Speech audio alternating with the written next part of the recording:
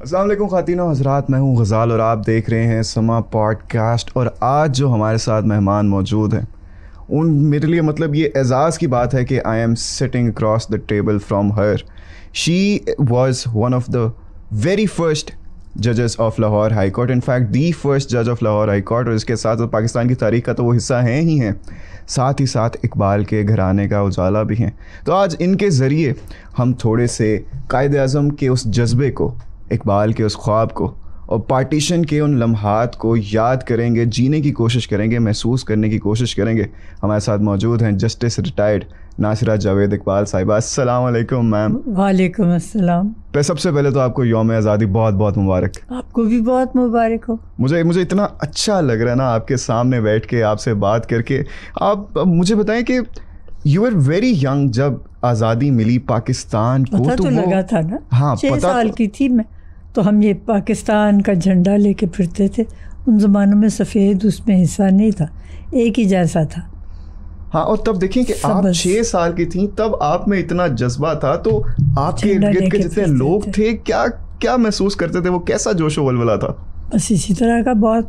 हमारा घर civil secretariat के साथ था, तो एक अजीज़ सी हमारी, ज़रा मैं तो खैर बहुत छोटी थी ना, वो थी 17-18 साल की, वो झंडा लेके सेक्रेटेरिएट की दीवार फलांग गई और ऊपर जाके सेक्रेटेरिएट पे नस्ब कर दिया। और आपने वो स्पीच सुनी थी, वो ऐलान सुना था जब ये हुआ था रेडियो पाकिस्तान पे? मुस्तफ़ा अली हमदानी, बिल्कुल रेडियो पाकिस्तान है, तो बिल्कुल सुना था, सबने सुना था, बहुत अच्छा लगा था। तो उस टाइम जब रेडियो पर वो चल रहा था कि आपको पाकिस्तान मुबारक हो, तब क्या लोग किस तरह के, पूरे आपके इर्द गिर्द क्या माहौल था? बड़े खुश थे, इसलिए कि उनको पता था कि अब हमें आज़ादी मिली है सच्चे तौर पे। अच्छा, मुझे ये बताएं, आपने कभी कायद-ए-आज़म की कोई स्पीच खुद सुनी, जाकर अटेंड की? नहीं, रेडियो पे सुनी? लेकिन रेडियो पे सुनी। और आपके आई एम श्योर जो इर्द गिर्द के लोग हैं, कोई ना कोई तो गया होगा सुनने। मेरी वालदा गई थी, मेरे वालिद गए थे जब यहाँ उन्होंने मीनार पाकिस्तान में यौम पाकिस्तान मनाया था और तकरीरें की थी, सब सुने थे। तो उन्होंने क्या बताया कि उस टाइम जब कायद-ए-आज़म स्पीच दे रहे होते थे, जब वो स्टेज पे होते थे, उस जज्बे से स्पीच दे रहे होते थे, तो वहाँ पे जितने भी लोग मौजूद थे, जब पाकिस्तान लफ्ज़ कोई नहीं कहता था, और उनको कह रहे थे जी आप ये तो अंग्रेज़ी में बात कर रहे हैं, आपको क्या समझ आती? कहते हमें ये समझ आती है कि जो कुछ बात कर रहा है ये सच बात है और ये हकीकत है, इसलिए हम सुनने को बैठे। वो मतलब अकीदत की हद तक पहुँचे हुए थे। बिल्कुल अकीदत थी, हर एक को अकीदत थी। अभी देखिए ना, इतने साल हो गए हैं हमारी आज़ादी को, अब तब से लेकर अब तक पाकिस्तान की अगर हम बात करें बहैसियत मुल्क, आपको क्या लगता है कि किस हद तक हम आगे गए हैं, अगर हम गए भी हैं तो? आगे तो गए हैं यकीन। देखिए, हमने आज़ादी तो हासिल कर ली, अब इसको बढ़ाएंगे और इसको फैलाएंगे। अपने इर्द गिर्द हर काम में आज़ादी अफकार होनी चाहिए। बेशक। अच्छा, साथ ही साथ वुड यू से कि आज का जो पाकिस्तान है, जो इकबाल ने ख्वाब देखा था, ये वही पाकिस्तान है? उन्होंने तो यही कहा था ना कि मैं चाहता हूँ कि बड़े सगीर हिंद में एक ऐसा आज़ाद मुल्क या मुल्क हो जहाँ आज़ादी हो और हकीकत हो, हकीकत शनासी हो और पाकिस्तान की बात हो, तो वो तो होगी। बिल्कुल। और लेकिन मैम, मुझे लगता है कि आजकल ना हम लोगों ने, हमें बड़े ज़्यादा ऐसे लोग हैं जिन्होंने आज़ादी को ना फॉर ग्रांटेड लेना स्टार्ट कर दिया, जिनमें अब शायद वो जज्बा नहीं है यौम आज़ादी मनाने का। और क्योंकि आपको पता है थोड़े से हालात, मसाइल इतने ज़्यादा हैं, वसाइल की कमी है, लोगों में मायूसी ज़रा फैली हुई है, तो उस लिहाज से भी ना आज़ादी को फॉर ग्रांटेड लेना शुरू कर दिया उन्होंने। तो उनको ये याद दिलाने की ज़रूरत है हमें कि किस किस्म की जिद्दोजहद के बाद जाकर हमें ये आज़ादी मिली थी और किस कीमत पर मिली थी। तो आप तो इधर लाहौर में ही मौजूद थी, बड़े ज़्यादा लोग हिजरत करके आए थे, यहाँ पे माइग्रेट करके आए थे, और मुश्किल उन्होंने काटी, जो कुर्बानियाँ दी थी उन्होंने, बहुत। कोई ऐसी कहानी, कोई ऐसा किस्सा? دیکھیے میں تو یہاں رہی تھی، اس لیے میرے لیے تو یہ سب باتیں سنائی تھی. ہمارے قریب ترین تھا مہاجرین کا کیمپ، اس میں روز لوگ آتے تھے لٹے ہوئے، بالکل کچھ ان کے پاس نہیں تھا، نہ تن پہ کپڑا تھا نہ کھانے کو کچھ تھا. تو میری والدہ روز صبح اکٹھا کرتی ہوتی تھی اپنے دوستوں سے، سب سے کھانے پینے کا سامان گھر میں بھی پکواتی تھی، پھر لے جا کے وہاں بانٹتی تھی. جو پناہ گزینوں کی کیمپ تھا کپڑے لے کے جاتی تھی، روز ان میں تقسیم کرتی تھی. تو کچھ نہ کچھ بہتری تو لانے کی کوشش کرتی تھی، لیکن اب اس زمانے میں کتنی بہتری آ سکتی تھی. بہت مشکل ٹائم تھا. اور بڑی ایسی کہانیاں بھی سننے میں آتی تھیں میم کہ کچھ لوگ اپنی بیٹیوں کی عزتیں بچانے کے لیے اور ان کو محفوظ رکھنے کے لیے خود ہی ان کو زہر تک دے دیتے تھے، کیونکہ وہ اتنا کافی بری حالات تھے وہاں کے. زمانہ بہت خراب تھا. لیکن یہ تو جو لاہور سے باہر سے ہجرت کر کے آئے نا، ان کے واقعات آپ بتا رہے. میں تو لاہور میں رہتی تھی تو میں نے کچھ نہیں دیکھا کہ پورے قافلے لوٹے جاتے تھے، اتنا ظلم و بربریت ہوتی تھی. بالکل. تو کسی ایسے شخص سے آپ کی کبھی ملاقات ہوئی ہو جس نے آپ کو کوئی ایسا قصہ سنایا ہو؟ چھوٹی سی تو میں بچی تھی 6 سال کی، مجھے کیا بتانا تھا. پھر بھی زندگی کے دوسرے آگے والے فیز میں شکر ہے نہیں بتایا، تکلیف دہ باتیں تھیں نا. مجھے بتائیں، جب آپ کی دیکھیں علامہ اقبال کی بہو ہونا، it's not a small thing at all, کیونکہ یہ ایک بہت بڑے اللہ تعالیٰ نے اعزاز دیا، اعزاز کی بات ہے. ہزاروں خواتین ہیں، کوئی بھی ہو سکتی تھی. اچھا، آپ کو کب پتہ چلا جا کے کہ جاوید صاحب علامہ اقبال کے بیٹے ہیں؟ جب میری شادی ہوئی ہے مجھے پتا تھا. اچھا، آپ کو اس سے پہلے؟ بس جس وقت بھی رشتہ آیا تب بھی پتا تھا. Arrange, it was a total arrange marriage set up یا اس سے پہلے کوئی ملاقات؟ ان کی بہن منیرہ بانو نے رشتہ ڈالا تھا. اچھا، اس سے پہلے نہ آپ کی منیرہ بانو جی کے ساتھ کوئی واقفیت تھی، بات چیت تھی؟ کچھ بھی نہیں. تو جب آپ کو پتہ چلا کہ یہ علامہ اقبال صاحب کے بیٹے ہیں تو اس ٹائم کیا کیفیت تھی آپ کی؟ کیا آپ نروس تھیں یا تھوڑے سے پریشر میں تھیں یا آپ ایکسائٹیڈ تھیں؟ کچھ بھی نہیں، بس میں نے ٹیک فار گرانٹیڈ کیا جیسے عام حالات ہیں. اچھا، تو آپ لوگوں کی جو نیو یارک میں ملاقات ہوئی تھی، یہ رشتہ آنے کے بعد ہوئی تھی؟ پہلے. لیکن تب اتنی کوئی خاص ملاقات نہیں ہے، کوئنٹینس کی طرح سے؟ کیونکہ مجھے یاد ہے ڈاکٹر جاوید اقبال کا اپنی بہن کو کہنا کہ آپ کہتے رہتے ہیں شادی کرو شادی کرو. میں نیو یارک میں خاتون کو ملا، ان سے میرا رشتہ کرا دو. پھر انہوں نے پتہ کیا تو پتہ لگا میرے سے بات ہوئی تھی، تو بس انہوں نے کرا دیا رشتہ اور ہو گیا. اچھا، تو if I'm not mistaken تو آپ لوگوں کا ایج گیپ بھی بڑا زیادہ تھا؟ جی زیادہ تھا، 16 سال کا. تو جب آپ وہ فیصلہ لے رہی تھی کیا چل رہا تھا آپ کے دماغ میں؟ کچھ بھی نہیں، بس میں نے سوچا ٹھیک ہے تھوڑے وقت زیادہ آپ آزادی سے جئیں تو بہت سا وقت سکون سے نہ جئیں تو اس کا کیا فائدہ. کون سی ایسی ان کی کہہ لیں کہ کوالٹیز تھیں جنہوں نے آپ کو اٹریکٹ کیا یہ فیصلہ لینے پر؟ سچ بولتے تھے، حق کوئی ہو بے باکی، اللہ کے شیروں کو آتی نہیں روبائی. واہ، بڑی زیادہ آپ کو ان سے بھی، اور پھر جب آپ کی شادی ہو گئی ایکسٹینڈڈ فیملی سے بھی ان کے بڑی زیادہ چیزیں آپ کو سننے کو ملی ہوں گی، واقعات سننے کو ملے ہوں گے علامہ اقبال کے. تو وڈ یو سے کہ ڈاکٹر جاوید اقبال صاحب جو تھے ان کی کافی زیادہ چیزیں علامہ اقبال سے ملتی جلتی تھیں؟ نہیں، بالکل نہیں تھی ملتی.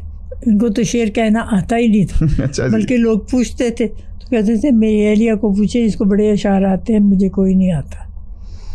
تو یہ مطلب ان کے اچھی خاصی کتابیں بھی اقبال صاحب علامہ اقبال چھوڑ کے گئے ان کے لیے، اور ساری فلاسفی کی بھی اپنی ساری کتابیں، پھر بھی he was never into it. تو کیا مشاغل کیا تھے ان کے؟ پھر کتابیں پڑھتے لکھتے تھے، لکھتے بھی تھے پڑھتے بھی تھے، لیکن اشعار نہیں. اشعار نہیں. چلیں اس کے علاوہ کیا ڈفرینسز تھے باپ بیٹے میں؟ بس وہ بھی پریگمیٹک تھے، یہ بھی پریگمیٹک تھے، مطلب حقیقت پسند تھے. اچھا، انہوں نے، اب ظاہر سی بات ہے ہی واز ویری ینگ جب علامہ اقبال کی ڈیتھ ہو گئی تھی, 7 سال کے تھے وہ میرے خیال سے. تو پھر بھی کوئی ایسا واقعہ, کوئی انہوں نے اپنی کی میموری آپ کے ساتھ شیئر کی ہو؟ نہیں, بس جس وقت علامہ ضعیف ہو کے تو ان کی نظر ذرا کمزور ہو گئی تھی, تو انہوں نے دروازے کو ایسے دستک دی ان کے کمرے میں داخل ہونے کے لیے. انہوں نے پوچھا پلنگ سے کہ کون ہے؟ کہنے لگے میں جاوید ہوں. کہتے ہیں جاوید بن کے دکھاؤ تو جانے. ارے تو وہ بات ان کو کبھی نہیں بھولی. نہیں, یہ بات ہے بھی ایسی. اچھا, بڑے زیادہ لوگوں کو میم یہ نہیں پتا کہ علامہ اقبال خود بائی پروفیشن ایک لائر تھے. انہوں نے بہت کم پریکٹس کی, بہت لیکن کم تھے وہ. اور اس کے بعد ڈاکٹر جاوید اقبال صاحب بھی لائر تھے, آپ بھی لائر, آپ نے بھی پریکٹس کی. آپ نے ڈاکٹر صاحب تو لائر بھی تھے, پھر جج بھی تھے. بالکل آپ بھی, بالکل آپ بھی, اور اب آپ کے 2 بیٹے بھی.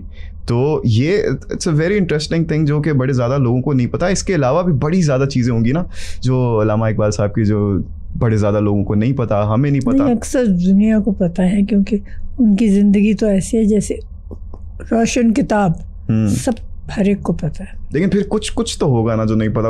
کچھ ایسا بتائیں, کیونکہ آپ نے مس ڈورس جو آخری لمحات میں ان کے ساتھ تھیں, آپ نے ان کی بہت زیادہ مدد بھی کی. انفیکٹ آپ نے وہ کتاب بھی لکھی, Iqbal as a new hymn. اور if I am not mistaken Ali Bakhsh جو تھے, علی بخش ہمارے گھر میں ہی رہتے تھے. بالکل, ان کے بڑے پرانے ملازم, انہوں نے بھی آپ کو بہت کچھ سنائے ہوں گے. زیادہ ضعیف ہو گئے تو اپنے گاؤں چلے گئے.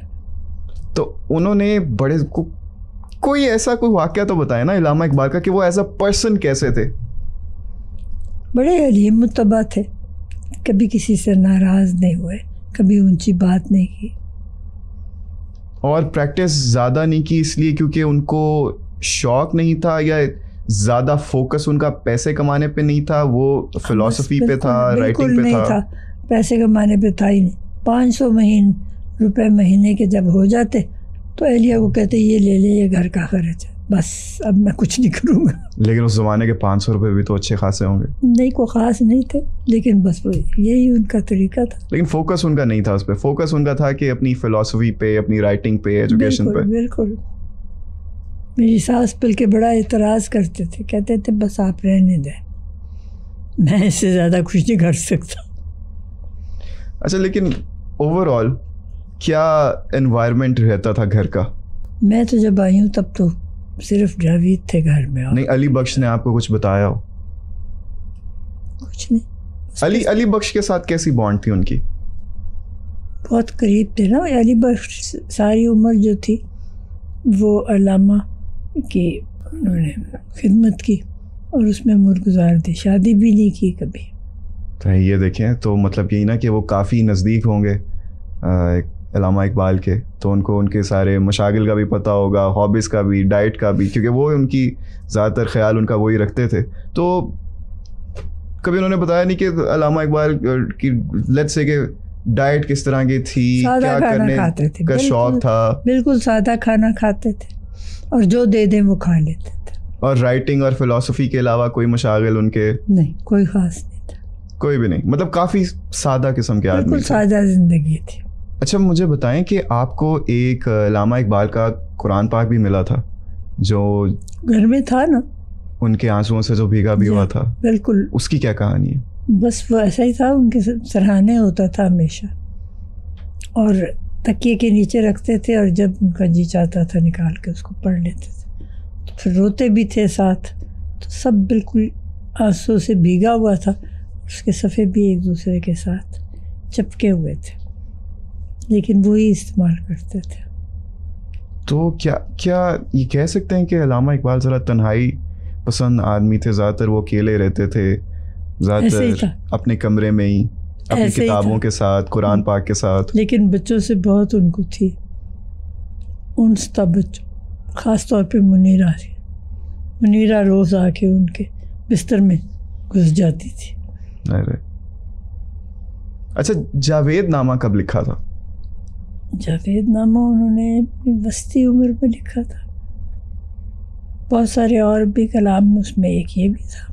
جاوید نامے کا جاوید سے تعلق نہیں ہے. اچھا جی. نام اس کا جاوید نامہ ہے, لیکن ہے وہ پلگرمیج آف ایٹرنٹی جاوید نامے کا مطلب. اچھا تب جاوید جو نام تھا وہ اتنا کامن بھی نہیں تھا سب کانٹیننٹ میں؟ نہیں.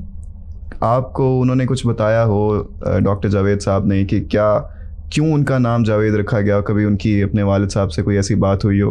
مجھے نہیں معلوم, کچھ نہیں, انہوں نے ذکر کبھی نہیں کیا. اب تھوڑا سا آپ کے بارے میں جانتے ہیں. آپ مجھے بتائیں آپ نے کب اقبال کو پڑھنا شروع کیا؟ بچپن میں مجھے بیت بازی کا بڑا شوق تھا. ان کے اشعار بڑے آسان تھے یاد رکھنے.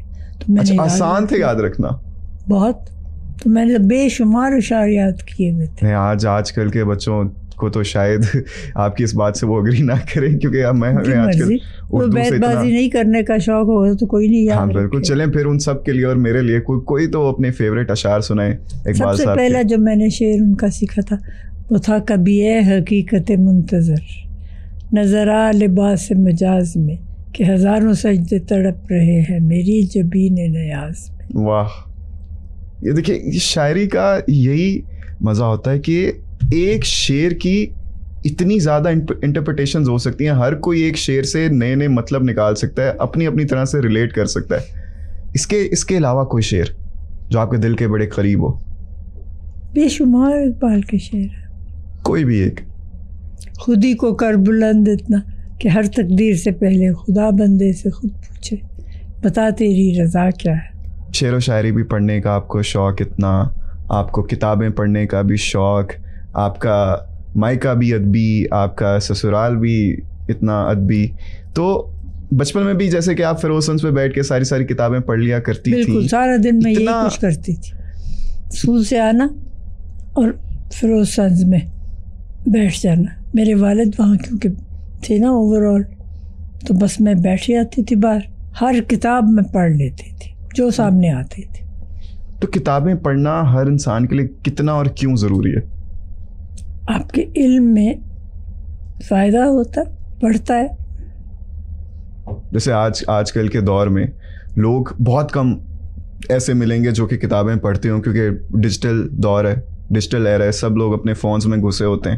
لوگوں کو یہی نہیں پتہ ہوتا ان کے ساتھ کیا ہو رہا ہے. سارا ٹائم ان کی جو گردن ہوتی ہے نیچے ہوتی ہے, ہاتھ میں ان کے فون ہوتا ہے. تو کتنا ضروری ہے آج میں بجائے فون کی کتاب رکھیں نا, بالکل, تو پڑھ لیں تو سارا کچھ معلوم ہو جائے گا ان کو فون سے زیادہ.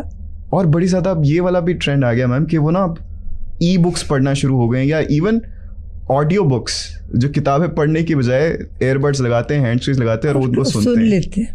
لیکن اس میں وہ مزہ تو نہیں آتا نا. بالکل نہیں. جو کتاب پڑھنے کا لطف ہے وہ تو ہے ہی علیحدہ. وہ ان پنوں کی وہ مہک پرانی کتابوں کی, اور جب آپ پلٹیں اور پھر ہر ایک پیج کے ساتھ لطف آئے. اس پہ بھی کوئی نہ کوئی شعر تو ہوگا نا آپ کے پاس. اس پہ بھی ہزاروں شعر آپ کو یاد ہیں, کوئی نہ کوئی اس پہ تو ہوگا. نہ وہ عشق میں رہیں گرمیاں, نہ وہ حسن میں رہیں شوخیاں, نہ وہ غزنوی میں تڑپ رہی, نہ وہ خم ہے زلف ایاز میں. واہ, یہ میں خالی یہ شعر و شاعری پہ ہی میرے خیال سے ہم لوگ کوئی گھنٹوں بیٹھ کے باتیں کر سکتے ہیں یقیناً. اور میں بچپن میں بیت بازی بڑی کرتی ہوتی تھی. دوسرے بھی کوئی شعر یاد کر کے آ جاتے تو میں ہر ایک سے ہمیشہ جیت جاتی تھی. آپ کے بچوں کو شوق ہے شعر و شاعری کا؟ وہ پڑھتے ہیں اپنے دادا کی رائٹنگز وغیرہ؟ کو خاص نہیں. فلسفی کا کچھ بھی؟ وہ بس لا میں ہی. لیکن کوئی نہ کوئی تو ٹریٹس ہوں گے نا جو دادا سے پاس آن ہوئے ان کے والد صاحب کو, والد صاحب سے ان کو. کیا لگتا ہے آپ کو کون سے ٹریٹس ہیں سے کچھ رکھتے ہیں شوق؟ وہ بھی پریگمیٹک ہیں اور سوچ بچار کرتے, لیکن دادا کی طرح تو نہیں نا. ہر بندہ اقبال تو نہیں نا بن سکتا. بالکل, نام کے اقبال ہے. نام کے اقبال تو بہت ہے, نام کے تو شاہین بھی بہت ہے. اور اسی سے میں آنا چاہوں گا اگلے سوال پہ کہ اقبال کا جو خودی کا کانسیپٹ ہے, اب یہ بڑا ضروری ہے آج کل کے نوجوانوں کے لیے نا اس کو سمجھنا, کیونکہ کافی اس سے اس طرح کی انڈرسٹینڈنگ نہیں ہے ان کی. تو for all the people watching تھوڑا سا اس خودی کے کانسیپٹ کا بتائیں. علامہ نے تو کہا ہے نا, میرا طریق امیری نہیں فقیری ہے, خودی نہ بیچ غریبی میں نام پیدا کر. اب یہ دیکھیں کتنی بڑی بات ہے. پھر دیار عشق میں اپنا مقام پیدا کر, نیا زمانہ نئے صبح و شام پیدا کر. اگر میں اس کو اپنی انٹرپریٹیشن دکھاؤں تو سب کچھ آپ کے ہاتھ میں ہے, آپ نے ہمت نہیں ہارنی, سرکمسٹانسز جو ہیں وہ بدلتے رہتے ہیں, وقت کبھی بھی ایک جیسا نہیں رہتا, اتار چڑھاؤ آتا رہتا ہے, لیکن جس دن آپ نے اپنا کنٹرول کھو دیا نا, اس دن آپ اصل معنوں میں کھو جاؤ گے. تو ہمیشہ خود پہ یقین رکھنا ہے, اور جیسے ہی آتی رہیں گی ہوائیں آپ کو جدھر بھی لے کے جائیں, اسٹیئرنگ آپ کے ہاتھ میں. تو آج کل جتنے مایوس لوگ ہیں, خاص طور پہ مایوسی کا تو زمانہ ہی نہیں. دیکھیے آزادی ہمارے پاس ہے, اپنا وطن ہے, اور یہ بڑھ رہا ہے آگے کی طرف, پیچھے. اچھا, بڑھ رہا ہے آگے کی طرف, کیوں نہیں, پیچھے تو نہیں نہ جا رہا. بڑے زیادہ لوگ ہیں ابھی جو اس طرح کا ریلیٹ نہ کر پائیں اس بات سے, کیونکہ آپ کو جیسے پتہ ہے برین ڈرین بہت زیادہ ہو رہا ہے, لوگوں میں مایوسی بڑی ہے, نہیں چھوڑ کے جا رہے ہیں. لوگ سیر سفاہت میں بڑا شوق رکھتے ہیں, باہر کے ملک جا کے دیکھتے ہیں. لیکن بڑے زیادہ ایسے بھی ہیں جن کو لگ رہا ہے کہ پاکستان کا کوئی مستقبل نہیں ہے. یہ تو غلط خیال ہے, خام خیالی. دیکھیے ایک ملک میں تبدیلی تب آتی ہے جب وہاں کے لوگ اس کو تبدیل کرنا چاہیں. تو اگر نہ تبدیل کرنا چاہیں پھر خود تو نہیں نہ آئے گی. بالکل. جب علامہ اقبال کی قائد اعظم کے ساتھ ملاقات ہوئی تھی, جس میں انہوں نے اپنے اس پورے خواب کا اظہار کیا تھا, ان کے ساتھ باقاعدہ بیٹھ کے پوری چیز ڈسکس کی تھی, تو وہ آئی ایم پریٹی شیور کہ اقبال صاحب کے, علامہ اقبال کے بڑے زیادہ قریبی لوگوں سے آپ کی ملاقات ہوئی ہوگی. تو اس ملاقات کا کسی نے کبھی کوئی ذکر کیا؟ کوئی خاص نہیں, ان کی آپس میں باتیں تھیں. پھر ڈاکٹر جاوید اقبال بھی بیٹھے تھے, ان سے کہنے لگے قائد اعظم آپ بڑے ہو کے کیا بنیں گے. تو جاوید چھوٹا سا بچہ تھا, ان کو کیا پتا, انہوں نے کچھ بھی نہیں کہا آگے سے. تو پھر وہ علامہ کی طرف مخاطب ہو کے پوچھنے لگے, یہ مجھے جواب نہیں دیتا. کہتے ہیں یہ جواب نہیں دے گا, یہ اس بات کا منتظر ہے کہ آپ اس کو بتائیں کہ بڑا ہو کے اس نے کیا کرنا ہے. واہ, دیکھیں انہوں نے کیا کمال کور کیا ہے. بس. تو اس کے علاوہ اور کوئی قائد اعظم کے ساتھ کوئی یاد اگر آپ نے سنی نہ ہو کسی سے, تو کہیں پڑھی ہو کوئی ایسا قصہ جو آپ کے دل کو چھو گیا ہو جا کے اور ابھی تک آپ بھول نہ پائی ہو؟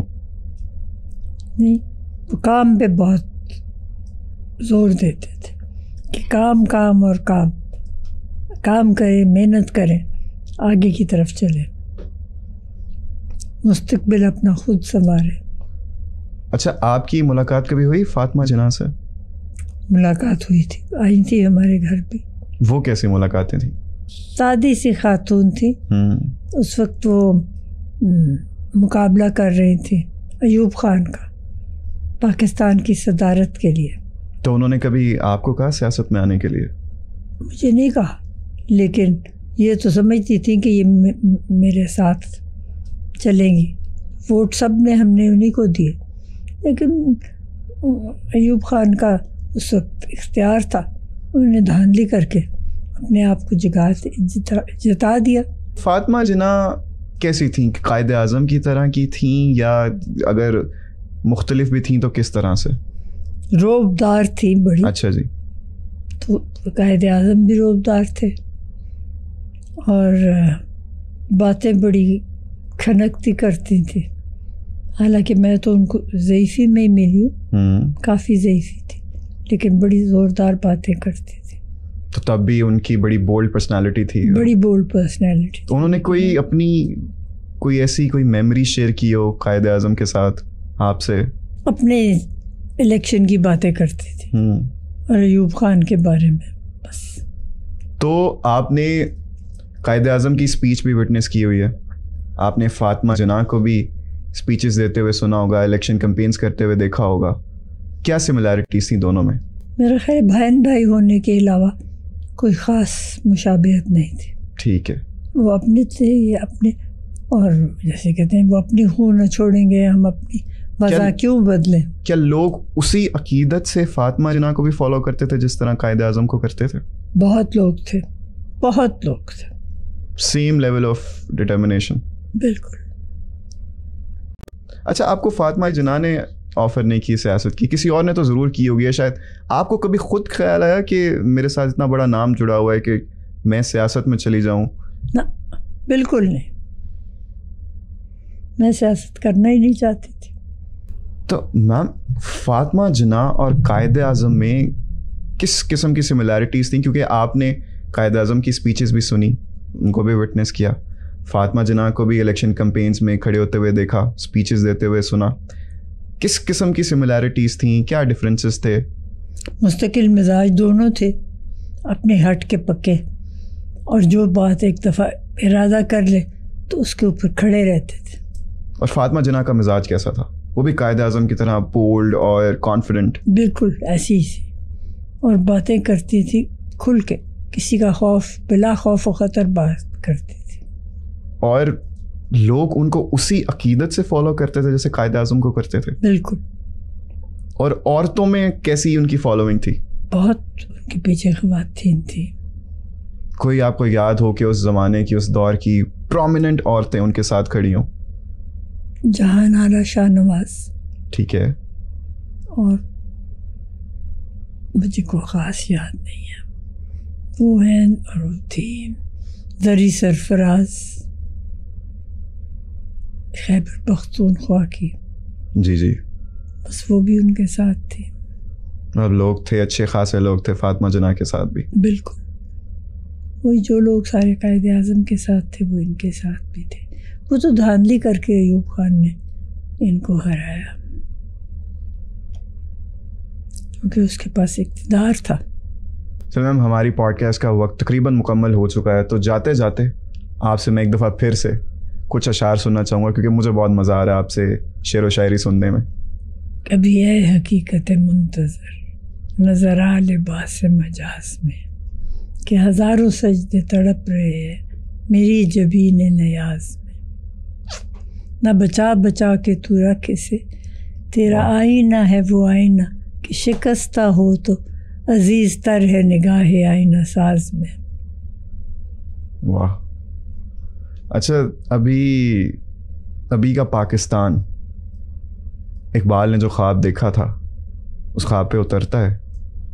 کچھ حد تک اترتا ہے. دیکھیں, ہمارے پاس آزادی تو ہے اور ہم اس کو آگے بڑھانے کی کوشش بھی کر رہے ہیں. اس وقت کے جتنے بھی سیاستدان ہیں, حکمران ہیں, وہ کیسے ہیں, اور جب پاکستان کو آزادی ملی تھی اس وقت حکمران کیسے تھے؟ کوئی ڈفرینس دیکھتی ہیں آپ؟ علامہ فرماتے ہیں, تو اے مولا یثرب آپ میری چارہ سازی کر, میری دانش ہے افرنگی, میرا ایمان ہے زناری. اس کا مطلب یہ ہے کہ سوچنے میں تو پڑھے لکھے لندن کے تھے نا, ان زمانوں میں لوگ کیمبرج جاتے تھے تو گئے تھے, پھر کہتے تھے ایمان میرا یہیں کا ہے, دانش میری چاہے فرنگی ہو, تو اے مولا یثرب آپ میری چارہ سازی کر. بہت تھے اس بات پہ, نبی صلی اللہ علیہ وسلم کے بہت گرویدہ تھے. اچھا, حکمرانوں کا میں نے آپ سے اس لیے پوچھا کیونکہ ابھی پنجاب کی پہلی فیمیل وزیر اعلیٰ ہیں مریم نواز صاحبہ, ان کی کارکردگی کو آپ کیسے دیکھ رہی ہیں ابھی تک؟ ٹھیک ہی کر رہی ہے جیسے ہونا چاہیے, اس لیے نہیں کہ وہ خاتون ہے, اس لیے کہ وہ اپنے عہدے پہ جو کر رہی ہے وہ ایسا ہی ہونا چاہیے. لیکن جتنی ایک چیز ہے میری اس میں کہ جدھر بھی میں جاتا ہوں مجھے ہر جگہ ان کی تصویر نظر آتی ہے, خواہ وہ کوئی ہاسپٹل ہو, کوئی سڑک ہو, کچھ بھی ہو, ہر جگہ مجھے ان کی فوٹو نظر آتی ہے. تو اس قدر جو زور ہے مارکیٹنگ پہ, جو پہلے کے حکمران تھے ان کا بھی اتنا تھا کہ اپنا جو بھی کر رہے تھے سب کچھ ایک دکھانا ہوتا تھا. بھٹو آپ کو یاد نہیں, ان کی فوٹو تو ایسے ہر جگہ تھی کہ انسان پریشان ہو جاتا. اچھا, ان سے بھی زیادہ؟ بہت. اچھا میم, تھینک یو ویری مچ, مجھے بہت مزہ آیا آپ سے یہ مزیدار باتیں کر کے. آئی ایم شیور سننے والوں کو بھی بڑا مزہ آیا ہو. اب جاتے جاتے تمام نوجوانوں کو کوئی پیغام دینا چاہیں اگر آپ شعر و شاعری کی صورت میں بھی دے سکتی ہیں آپ. علامہ نے تو فرمایا ہے ہمت کرے انسان تو کیا ہو نہیں سکتا. جو بھی آپ کے دل میں ہے خواہش اس کو آگے بڑھانے کے لیے ہمت کی ضرورت ہے. بالکل. پھر کہتے ہیں نا, اٹھ باندھ کمر کیا ڈرتا ہے, پھر دیکھ خدا کیا کرتا ہے. واہ.